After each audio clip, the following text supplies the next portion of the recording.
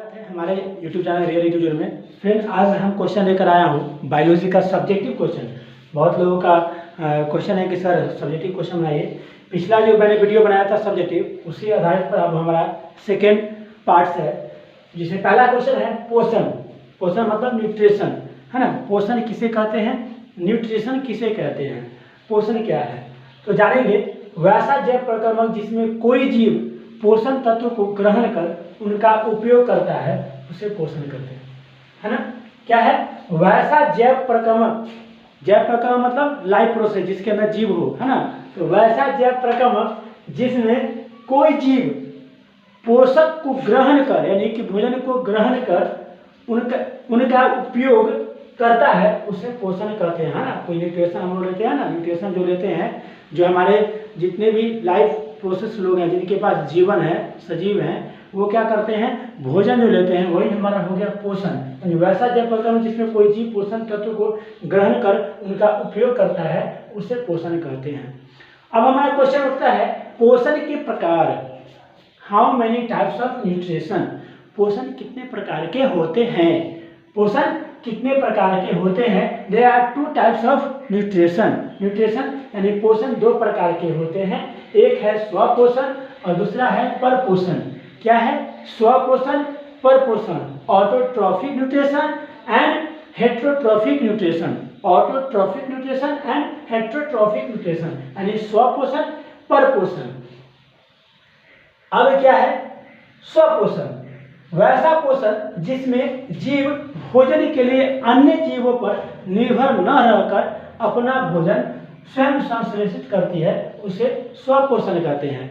मतलब ये हुआ कि जो व्यक्ति या जो जीव जंतु अपना भोजन स्वयं तैयार करता है, दूसरे पर डिपेंड नहीं रहता है ना। तो जो अपना भोजन स्वयं तैयार करता है ना, उसको कहते हैं स्वपोषण। एक बार फिर से बोलूंगा, वैसा पोषण जिसमें जीव भोजन के लिए अन्य जीवों पर निर्भर न रहकर भोजन स्वयं संश्लेषित करते हैं, उसे स्वपोषण कहते हैं। दूसरा हमारा है परपोषण। वैसे पोषण जिसमें जीव अपना भोजन स्वयं न बनाकर किसी रूप से अन्य जीवों या अन्य स्रोतों से प्राप्त करता है, उसे परपोषण कहते हैं। मतलब वैसे जीव, है ना, जो स्वयं भोजन नहीं बना पाते हैं, जो स्वयं भोजन तैयार नहीं कर पाते हैं, हम दूसरे पे डिपेंड होते हैं, दूसरे पे आश्रित होते हैं कि वह देगा, चाहे तो हम लेंगे या खाएंगे, है ना। तो किसी दूसरे पर डिपेंड रहते हैं। जैसे हम लोग मान लो क्या दूसरे पर डिपेंड है ना, कि पौधे से फल देगी, होगा, सब्जियां होगी, तब हम लोग खाएंगे। तो क्या है, वैसे परपोषण जिसमें जीव अपना भोजन स्वयं न बनाकर किसी रूप से अन्य जीवों या अन्य स्रोतों पर प्राप्त करता है, उसे परपोषण कहते हैं। दूसरे पर डिपेंड रहता है, दूसरे पर आश्रित रहती है। ओके, तो ये हमारा हो गया स्वपोषण, परपोषण। अब परपोषण के भी तीन प्रकार है, एक मृत जीवी, एक परजीवी, एक प्राणी पोषण। तीन प्रकार है, जिसमें हमारा क्या है, मृत जीवी।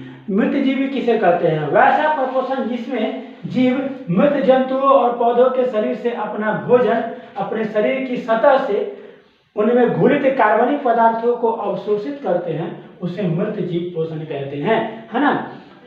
मृत जीव पोषण मतलब कि आप देखते होंगे कि बहुत सारे जानवर मतलब मरा पड़ा रहता है ना, तो उसको लोग, गीदड़ है, बहुत सारे कौवा हैं, चील हैं, उसको नोच नोच कर खाते हैं। यानी खुद से वो शिकार नहीं करते हैं, किसी का शिकार किया हुआ, किसी का मारा हुआ भोजन खाते हैं, उसको बोलते हैं क्या, मृत जीवी, यानी, है ना। उसको इंग्लिश में आप कह सकते हैं स्कैवेंजर, है ना, जो मृत जीवी, जो मृत प्राणियों को खाता है। तो मृत जीवी पोषण वैसा पोषण जिसमें जीव मृत्यु जंतुओं और पोषण के शरीर से अपना भोजन अपने शरीर की सतह से घुलित कार्बनिक पदार्थों को अवशोषित करते हैं, उसे मृत जीवी पोषण कहते हैं, है ना।